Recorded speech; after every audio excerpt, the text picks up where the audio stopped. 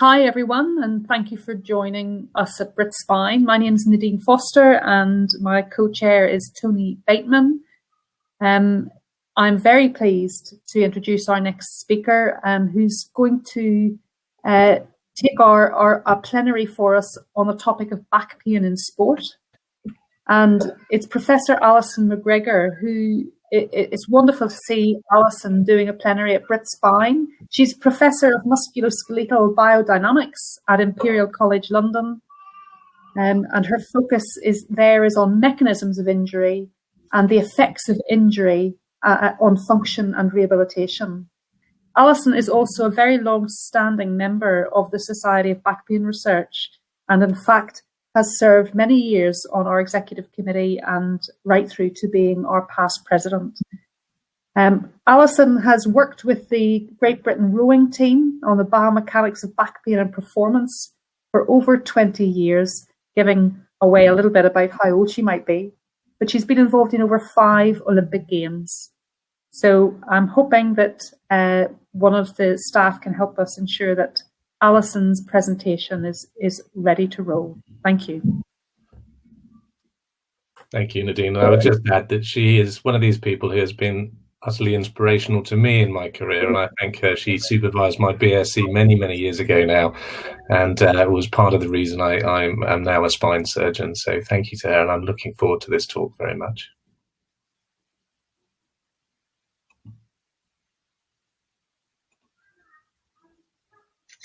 Hello, my name is Alison McGregor. I'm an academic at Imperial College, and I've been asked to talk to you in this plenary session about my research on back pain in elite athletes.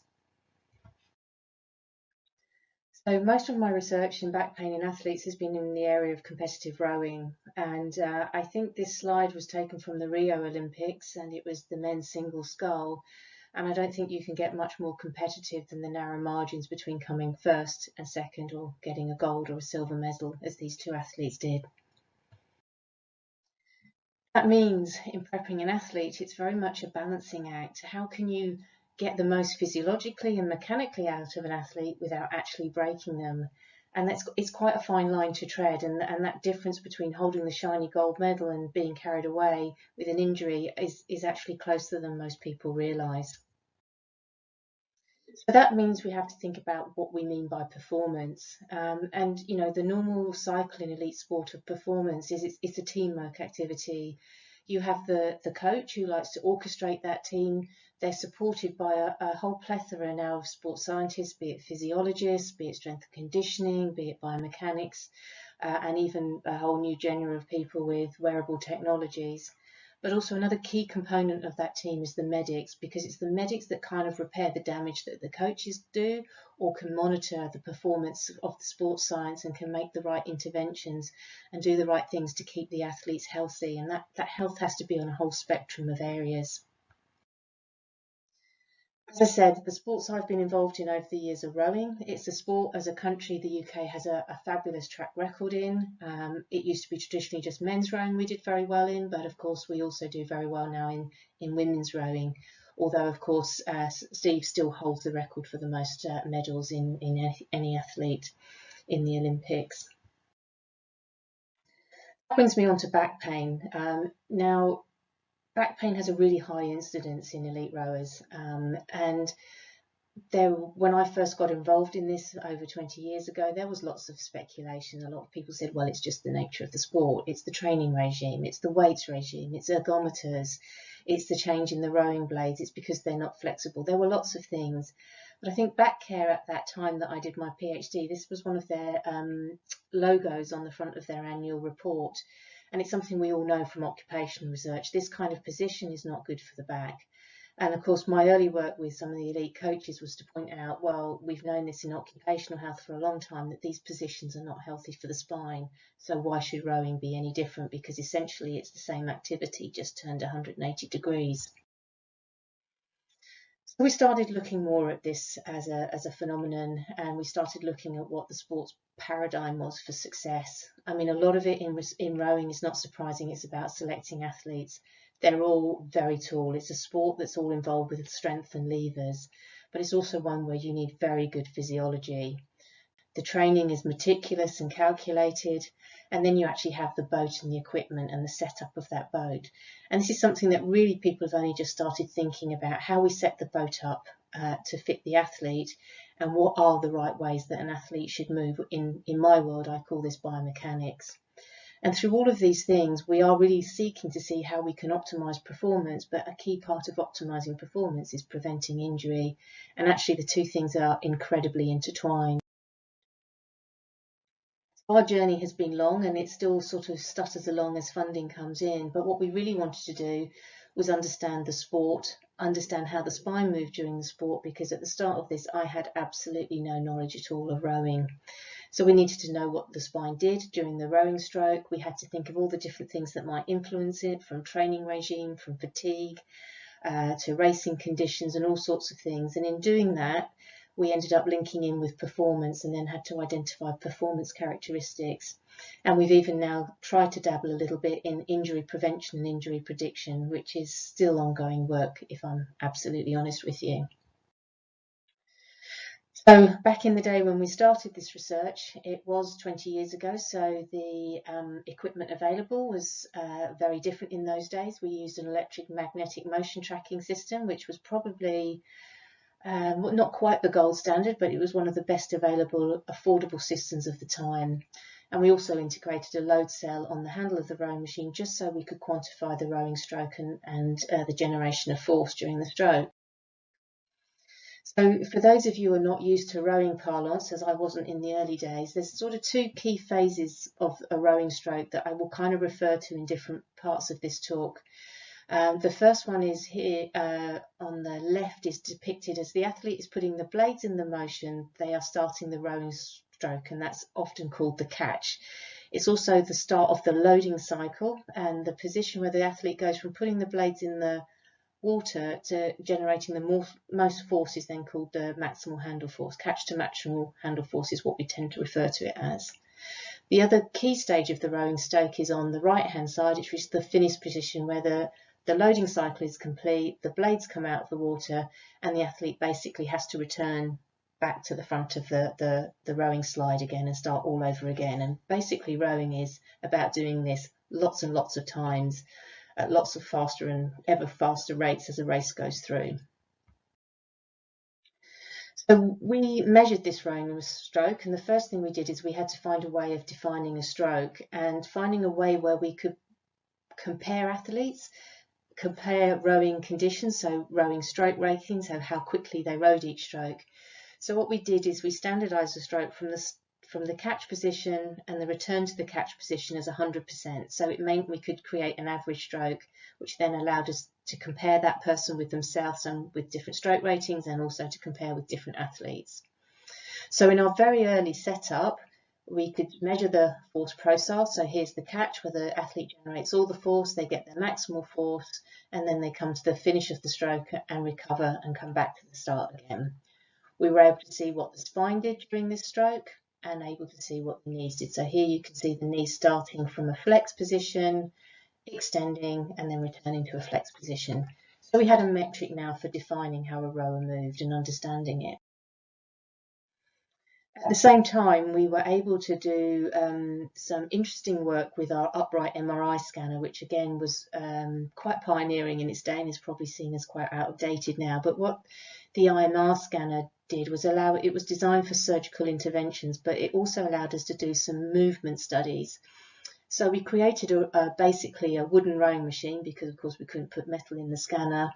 And we then put the rowers in different positions. Now we did have a slight problem in that a lot of rowers are very tall, particularly the male rowing squad, and we had an issue that we couldn't get anyone over 6'2" in the scanner, so we were slightly constrained by height. So we were more selective of getting more university and elite club level rowers than the elite squad at this time. What we did see were two very interesting patterns of movement at the catch position, and I think these graphs show it quite nicely. Here you see the athlete has achieved that forward reach they need at the catch position, rotating on their hips and rotating their pelvis forward, with almost the spine following the movement. This athlete, on the other hand, isn't able, for whatever reason, to get forward compression at the hips or any rotation of the pelvis over onto the hips. So to achieve the reach they need in the catch position, you can see they're starting to flex their thoracolumbar junction, and there's very little movement coming in the lumbar spine. So you could argue this is quite a lot of pressure on a region of the spine that shouldn't move in this way.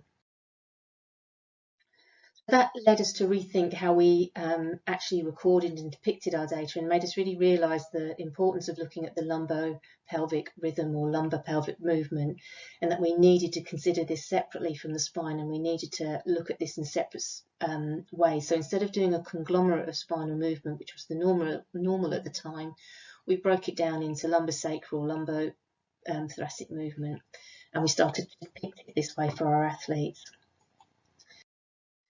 One of the things that happened early on is the coaches wanted to let the athletes see what they were doing as they were doing it. So if I play this video, you can see one of our very successful rowers in the early days, rowing with the sensors on her.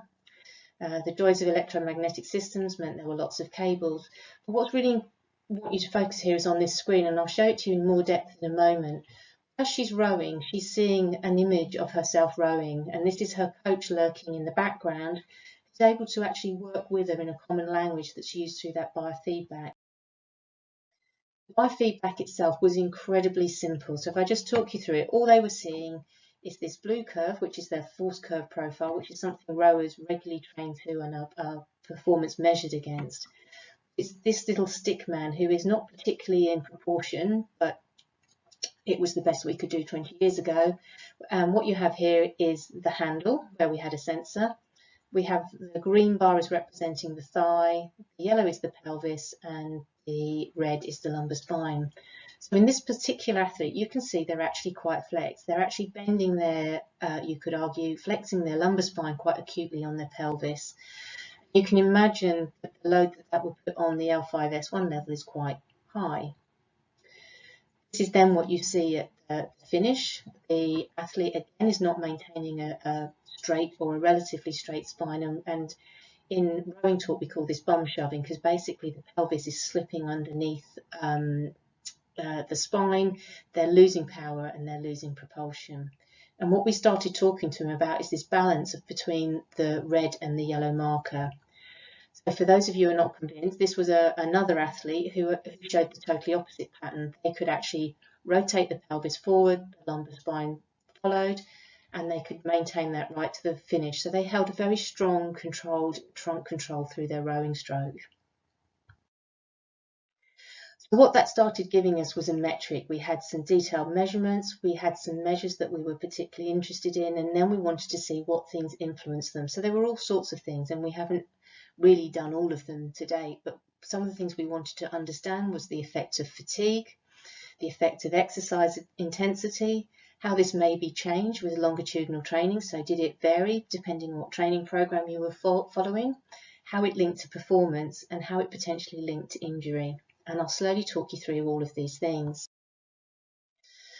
The first thing we did was a fatigue study, which I sometimes regretted ever allowing the student who got involved in this study to do. It involved the students coming in for an hour and doing a session on the rowing machine, usually with very loud music in the background, which drove me mad. But we did this on our rowing club students, and what we found from it is that because in a 1 hour session, their main focus is maintaining that force curve. So they try and maintain that, but they get tired. So we were definitely inducing fatigue because their rate of force production reduced. That finish position became much later in the stroke. And what they did is to try and keep going, they ended up flexing their lumbar spine more and extending their lumbar spine more, which we know is not particularly the right thing for them to be doing because it's going to affect the loading going through the spine. We did a second set of experiments where we encouraged them to take a break halfway through the rowing piece, and that showed that it did help offset some of the effects of fatigue. But from their coach's perspective, that wasn't going to then achieve the physiological training effect that they were looking for. Another student repeated this experiment a few years later when computer technology had improved and we could actually, instead of just capturing snippets of data, we could actually do continuous data collection. And he also used a more elite group of rowers who were competing at an under 23 level.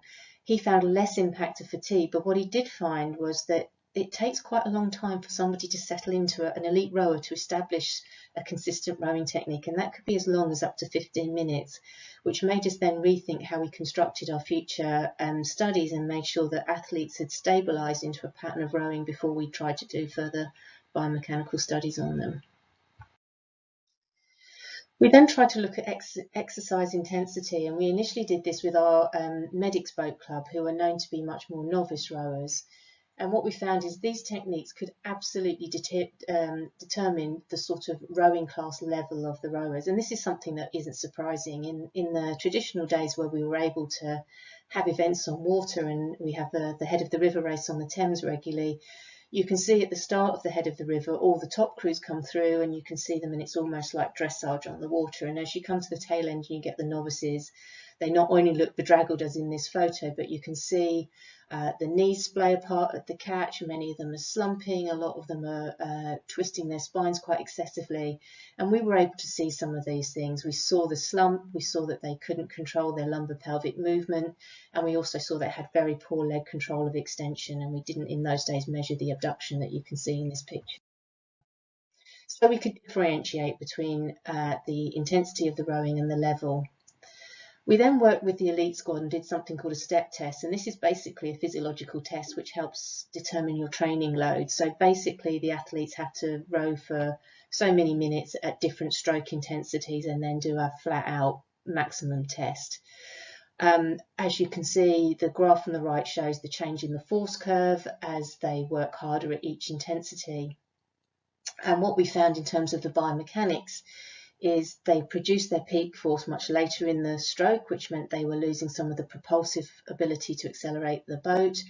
Their step length got consistently shorter, which isn't a good thing. If you're trying to train a crew, you want to keep your stroke length long because that optimizes the use of your power. And we also found that some of their biomechanics changed.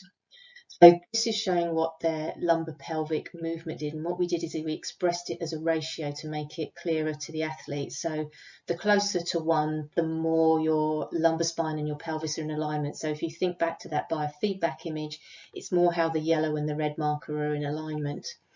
So we found that they were slightly better at doing this at the catch, but at the finish, but quite bad at doing this at the catch.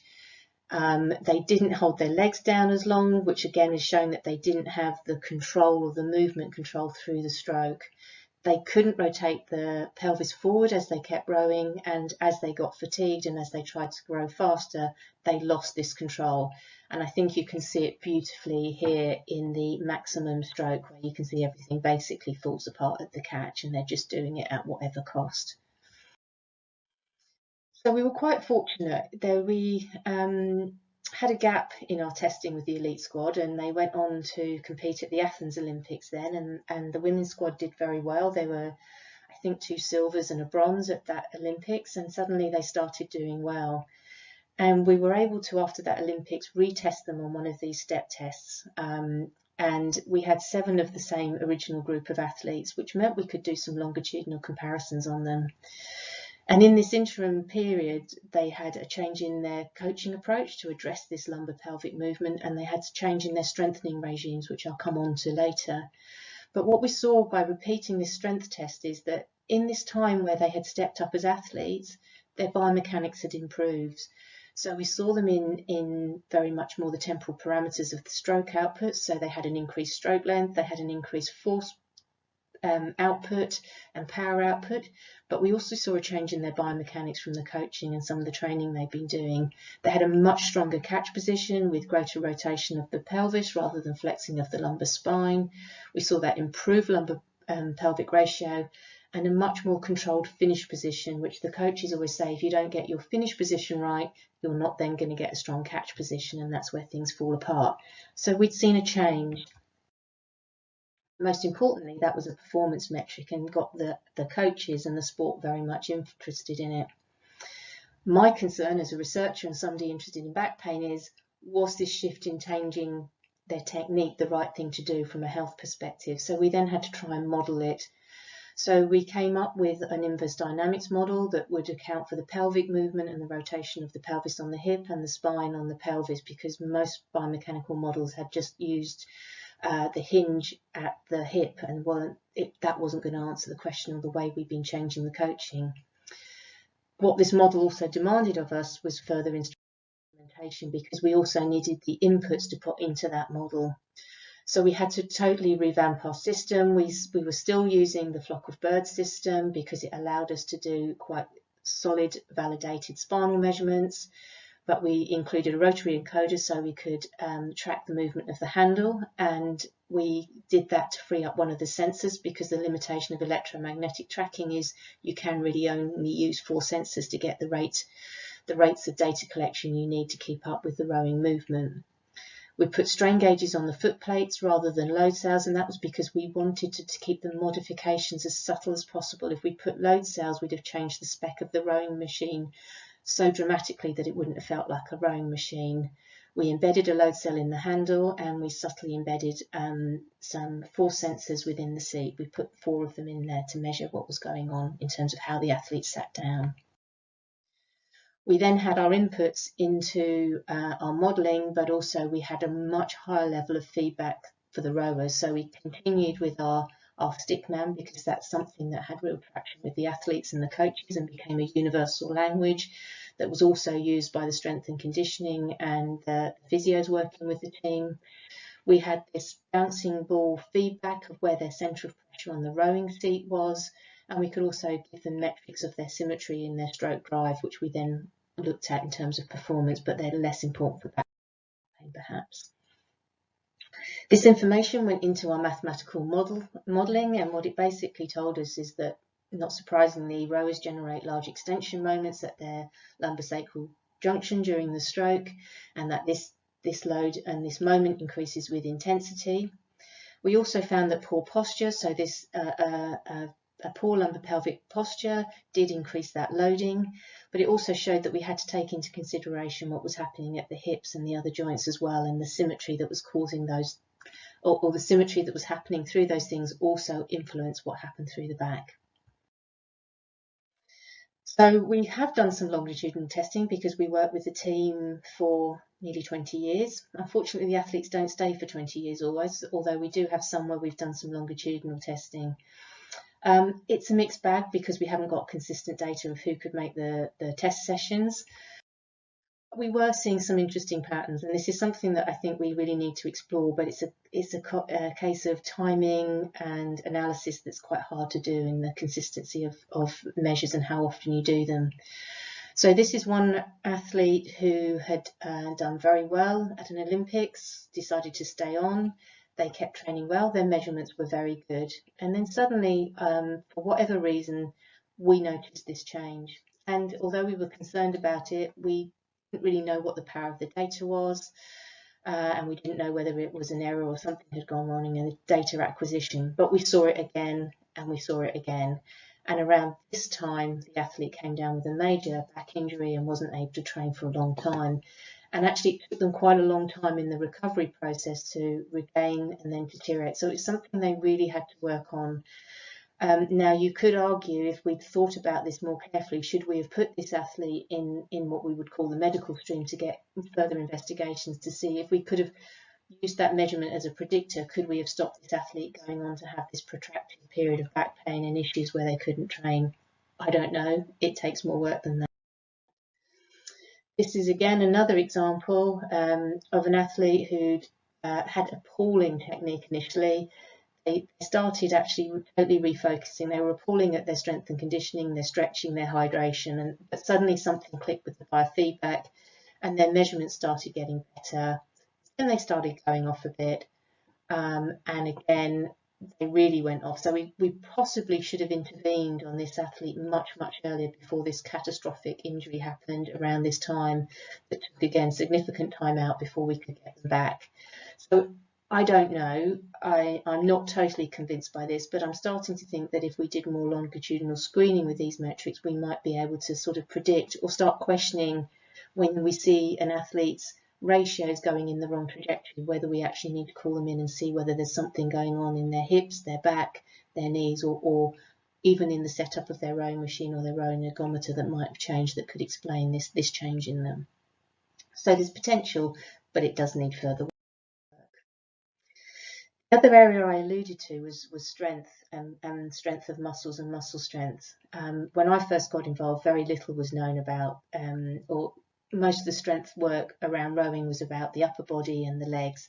There was very little on the spine, and now there's whole books written on rowing and conditioning, and there's now significant attention to the spine, which there wasn't. When I first started doing the work on this, core stability was the whole buzzword in sport, and all the athletes were doing these core stabilizing exercises, and the gym ball was the athlete's best friend, and many of them struggled. They didn't really ever know if they were engaging their transverse muscle appropriately, yet they would being told to spend hours doing this. And this was an athlete who had horrendous back pain, yet she was very rigorous in her core stability, but I'm not sure it was particularly effective. We worked with some colleagues who had access to an extended field of view ultrasound, so we could do almost tomographic scans of the abdomen, because the problem with MRI is because people breathe, you can't actually get very good imaging of their abdominal complex. But with ultrasound you can, and we were able to produce these beautiful images where we could see the rectus abdominis, we could see the obliques, and we could see the transversus. And we did this in a cohort of our elite squad of athletes, and we actually found that they were able to activate their transversus. It was very well represented, compared to the literature on people with back pain. These people did not have a problem with their core stability. They had core stabilizers working. Now, it could be they weren't working as strongly as they maybe needed to for the sport, but I'm not sure that was quite the reason for their back pain. So these were people who had core stabilizers. When we did the MRI studies, we also did axial slices to look at their back muscles, and we also knew that their multifidus was also working, although in some instances there were some asymmetries. But we also know that asymmetry is common with dominance and handedness, so that's not so surprising either. So what we did is we put these people through some isokinetic testing with an isokinetic dynamometer and a proper trunk flexion extension unit.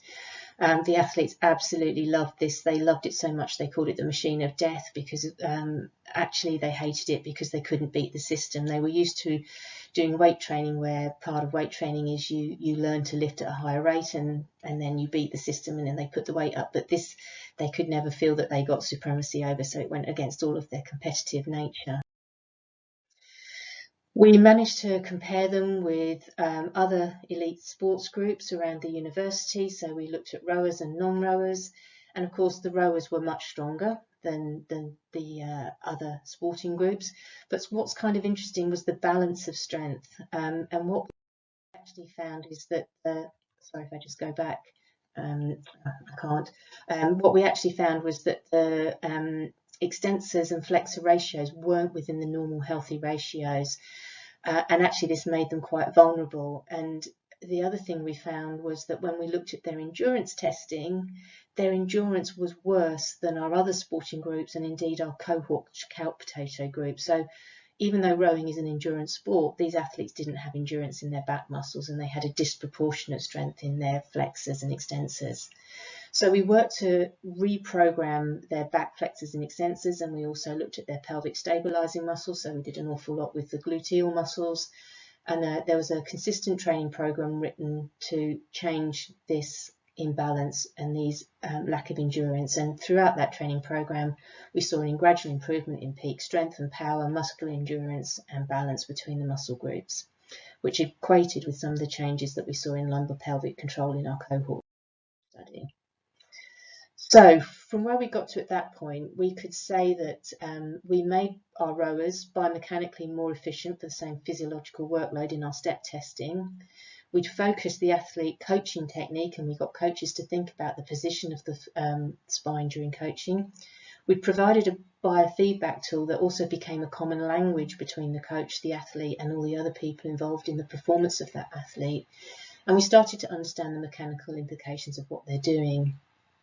And then with that, we started to realise had implications for the equipment they used and how we set them up. And there were some lights into how we could use this to change things like injury and behaviour risks.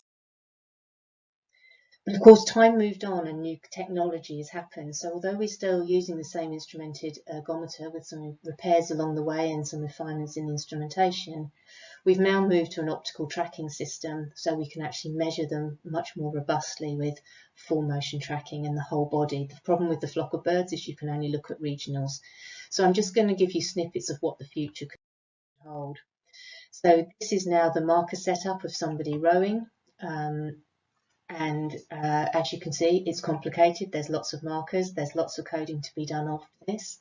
We can now see somebody beautifully from their lower lumbar spine, their mid and upper thoracic spine. We can see the shoulders, the pelvis, and the whole bilateral lower limbs. So this offers whole new advantages to how we can take this further. So just to give you some ideas, this is some data from a male elite athlete at different stages of the rowing technique. We can look at their leg symmetry, we can look at their drive, we can look at their seated imbalances. And in these images, you can see some problems in both their movement control and their patterning of movement, and you can see how they're not actually sitting symmetrically or stably. What's particularly nice is we can plot the lumbar spine and the pelvic out quite nicely, and you can see how this particular athlete is using the whole of their spine during their movements, and we know it deteriorated from this table of data. It got worse as the rowing intensity got worse, and their pelvic ratios were particularly poor, and is something they're now working on. So there's loads of more metrics that we could dig into, and there's loads more information we can now use. But one of the ways we're using this data is what we call our modelling pipeline, and that's where we take this kinematic and kinetic data that we can recall from people doing an activity, whether it's walking or rowing. We then put them into subject-specific models that we derive from MRI data and data sets that are publicly available. We then apply the inverse dynamics, and we can start using the inverse dynamics to estimate muscle geometry, and from that we can create understanding of joint forces right down to understanding localized tissue stresses. Now that's obviously much easier in the knee than it is for the back, because we all know how complicated the back is, but it's the start of a new way of thinking about injury and injury management and understanding different diseases. We've not done it with the back, but we have done it with the glenohumeral and shoulder complex. And by employing a complex mathematical model on that, we can look at the stroke in rowers, and we can look at how they're moving, right down to saying what muscle now might not be working properly, or what muscle they may now need to strengthen if they want to optimize their shoulder stability or their power output. So this is offering up a whole new avenue for elite performance, but also for injury management. So that's one aspect. I talk about back pain in rowers, and I talk about it in the British rowing context and what we see here in the UK, but it isn't just a UK phenomenon. This is something that the International Rowing Federation, FISA, recognised, and in 2018 they agreed that we could start trying to understand why rowing athletes were having back pain, and it was a sort of time where the sports were starting to feel responsible for some of the longer term health of their athletes, and that maybe they should start thinking about things differently. So with my colleague Fiona Wilson, who is based in Dublin, we started looking at some of the perceptions and some of the culture around rowing, and we interviewed different people, both in terms of the medical support and coaching support around rowing. And the sort of ethos amongst athletes, it was agreed, was, well, you just row it off, you just row through it, you get on with it. There was an issue that athletes didn't want to talk about back pain because that would affect their selection. It would change the way their coach thought of them. It might impact their lottery funding or their grant funding. It would impact their team or how the team perceived them. So it was a bit of a taboo subject, and it was something that we suddenly realised that actually was much more complicated than me just wanting to understand the biomechanics. What we set out to do was convene a panel of experts, and it comprises some of the physios, some of the sports doctors, and some surgeons who are involved in managing rowers and managing back pain amongst rowers. It has athlete representation and it has coach representation on it too. And the first thing we had to do was really understand or define what people meant by low back pain, but also we felt it was important to talk about rowing related back pain. So that people could differentiate between the two, because one of the things I've said to you earlier in this talk is rowing creates large loads on the lumbar spine. You don't have to be an elite rower to get those large loads. Those large loads are created in an ergo in the gym that any one of us can use. So therefore we have to take away the loading response from doing some exercise and loading the muscles strong, just like if we suddenly started downhill running, we'd have very sore legs the next day.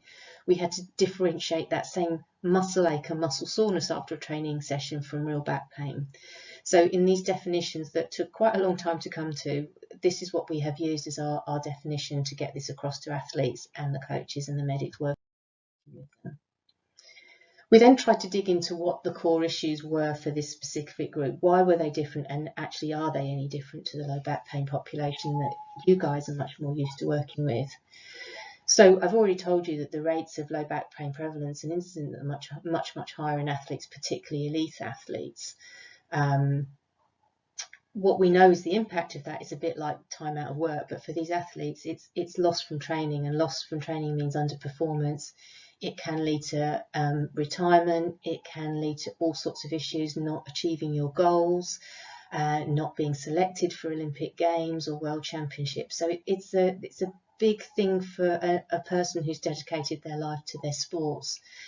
But it's also one of the few injuries that you can get in rowing that can have lifelong consequences for them. So there's lots of parallels with the general population.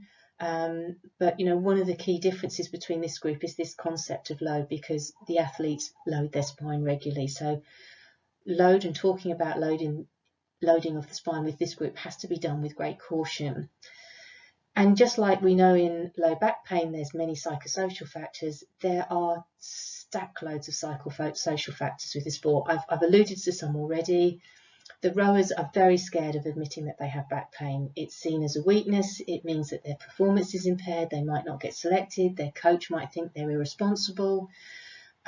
We know all of those things. What we're starting to realise, though, is that you get better outcome from managing that back pain the earlier they let you know about it.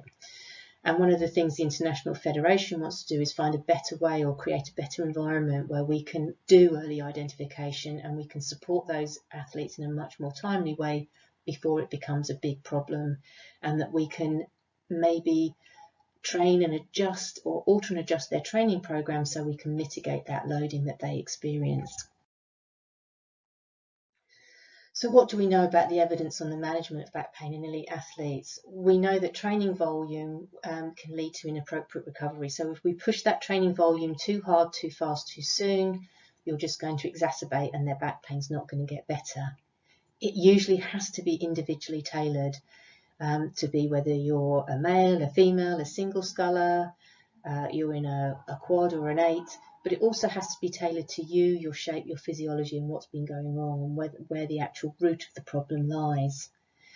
There's a reliance still heavily in this group on imaging, but actually we realise that the imaging actually doesn't really help us unless there are clear red flags. And part of this is why it was really important to define back pain, because a lot of athletes really couldn't differentiate, and also some of the physios supporting them couldn't differentiate between radiculopathy and back pain, and people were being sent for scans for fear of herniated disc with absolutely no referred leg pain or anything to suggest there was a disc problem.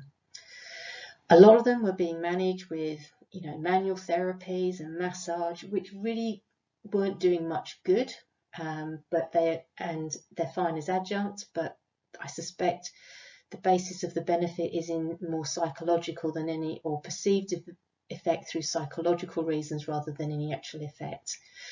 On the psychological issues, these tend to be even more complex than the general population, and we have to be very careful both with our language of how we talk about the injury and the issue of how we train and load the spine.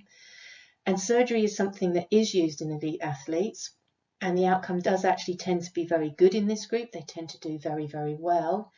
But most of the studies have been biased because the patients that have been selected, or the athletes have been selected on very clear evidence and very clear symptoms. So it's not clear, there's been no clear study that can actually defensively say that surgery is the best thing for them either.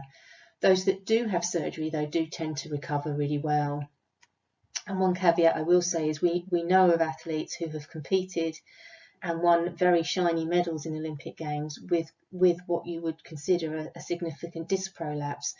So what's actually interesting about that is that the competition and the activity actually hasn't made that disc prolapse any worse, which is kind of substantiates the evidence which suggests that people should stay active with back pain. Biomechanics, we have got some evidence. Some of it's from my own work and some of it's from other colleagues across the world. We do know that technique is important, and we know that this movement of the pelvis and the hips and this lumbar pelvic patterning and how it is then used through the stroke is really, really important. And it's really important, particularly from catch to maximal handle force, because if the athlete isn't strong enough to keep a strong posture at that position, that slip of loading is going to end up increasing the moments and the loads acting through the spine, and it's also going to reduce their performance. We know that as you get tired, it will impact that performance. So this has implications for someone as you join the sport. You have to build your endurance and your stamina to row carefully and slowly. It also has implications when you're returning to sport after injury. There's some evidence that rowing ergometers actually increase the amount of spinal flexion and therefore the load that goes through the spine. And it's, you know, the water scenario is kinder to the back than the ergo scenario. But again, we have to take that with a caveat, because the water environment we know is not always stable. So sometimes the River Thames or wherever it is you're rowing can be a lovely mill pond, but other times it can be white water or it can be very rough conditions. So the conditions can also alter that guideline.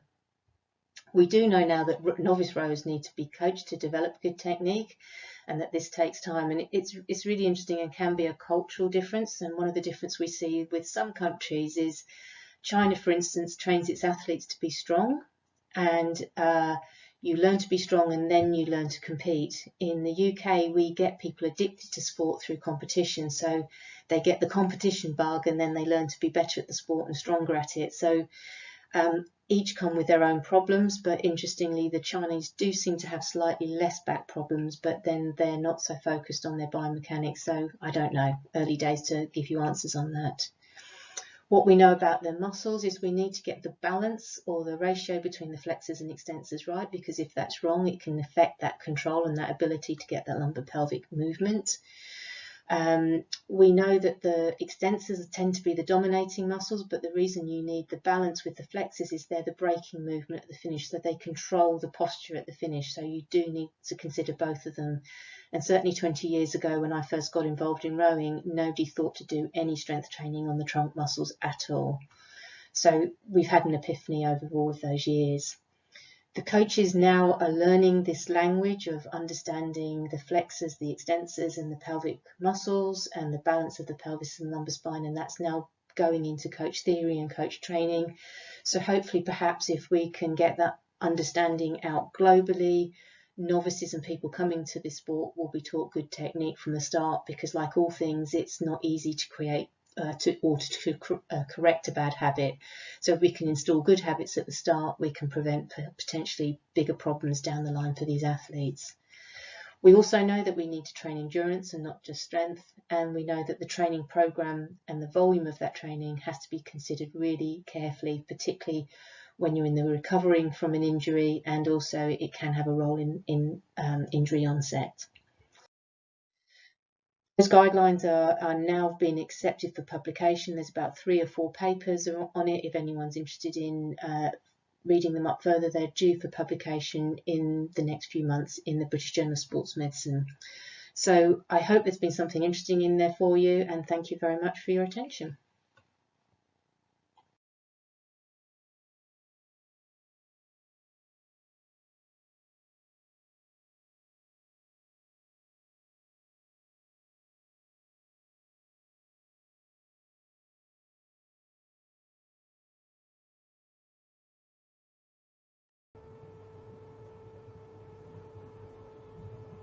Tony, you need to unmute yourself. Thank you so much. Thank you, Alison. Wonderful presentation. That was absolutely fantastic. And thank you so much for joining us today. You can see through the moderated chat there, we've got some questions come through. You're welcome to pick those that you feel you can have the most impact with. Nadine, have you got any questions you wanted to highlight there? I think, well, there's some very good questions. I like start with that last one. You didn't mention it, but is there any evidence that intervertebral disc degeneration is greater in rowers than in the general population? There is and there isn't. There's some anecdotal evidence. So we did find when we did our MRI study that some of the younger rowers had quite a few what appeared like more degenerative discs. But when you looked in the literature of the prevalence of disc degeneration in that age group, it was no higher. My honest answer is I don't know. It would have to be done with serial measurements, and it would have to have a control population to make sure it works. So anecdotally, possibly, and we know that if rowers do get disc problems or disc degeneration, it's 4-5-5-1, which would relate to the high loads that they generate. But there's no clear evidence, Nick. And that relates to, I think, Matthew's question about there being quite a messy relationship between injury prevention and rehab, and wanting a steer from you about the emphasis that might be needed regarding loading of the lumbar spine. I took from your presentation that you do think it's really important to get that loading right, I guess. I think it's how you load. It's how you go load. ahead, yeah. It's about how you load, and it's about how you train the body to manage load. So I suppose this relates to how in the early days, most rowers trained their legs and their arms. So they'd have these stacked arms and stacked legs, but they didn't, in the same way, train their abdominal and their back extensors, or even their gluteal muscles. So it's about getting the right balance, and it's about having a whole body training program rather than just one area. So it's like anything, you have to build somebody up to manage those loads. If you suddenly try and load somebody excessively too soon, you risk doing damage. So it's about getting the balance and the training progression to be able to cope with those higher loads. Alison, were there any other of those questions that you would want to pick up in the time that we have? I'm trying to quickly read them. We've had a wealth of questions. I'm sorry, we won't get a chance to address all of them. So we're all skimming through to pick out some questions that may be for the majority. I mean, if somebody's asked about different sports, there has been work done in Australia with fast bowlers and spondylolisthesis and the way you actually do the fast bowling action. That was quite a long time ago. I don't know if they're still doing it. I don't think anyone's looked at all the different parameters in quite the way we've done with rowing. So that's helpful. I think the thing that, comes to me with some of these things is also the fact that there's these psychological problems. So it's, we all think athletes are totally different and they are highly motivated, but they have their own set of complex psychological issues that we don't always factor in. And their desire for success and to go through things and to push through pain is quite different from ours. And I think one of the things there is what we've got to get them people differentiating is that muscle soreness from real back pain.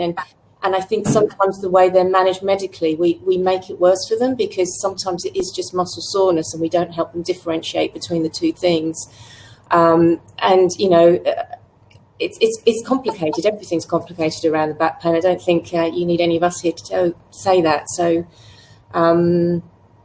someone mentioned about the publication. That's the one I was referring to. So I've been part of that consensus group. And yes, there's one paper out and the other two have just been accepted about it. And it's a guide for rowers to manage their back pain, their coaches and everyone else.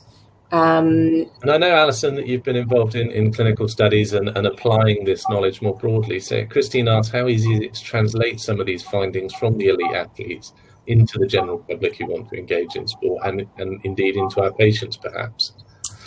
I think it is quite easy because everyone thinks that rowing is bad for your back. And actually, it's a really good way of loading the back and getting it stronger. But again, it's how you progress into that. And I don't know. I find now I know about rowing, I find it very hard to sit on an exercise bike watching people use a rowing machine in a gym because I'm just going, oh my God, what are you doing?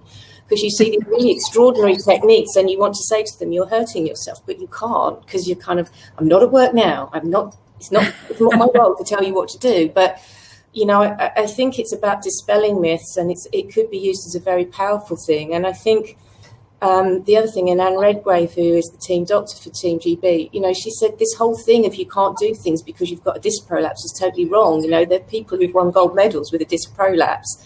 So we tend to get people to wrap themselves up in cotton wool with back pain, and that's not always the right thing. So there's things we can learn. That's a lovely note, probably, to draw this to a close. I'm very aware of time, and people need a break before the next session. Alison, huge thank you for your wonderful presentation, and I'm sure many other people can pick up some of these discussions with you, perhaps in the social chat function on the website. Thank you very much, everyone. Thank you. And thank you.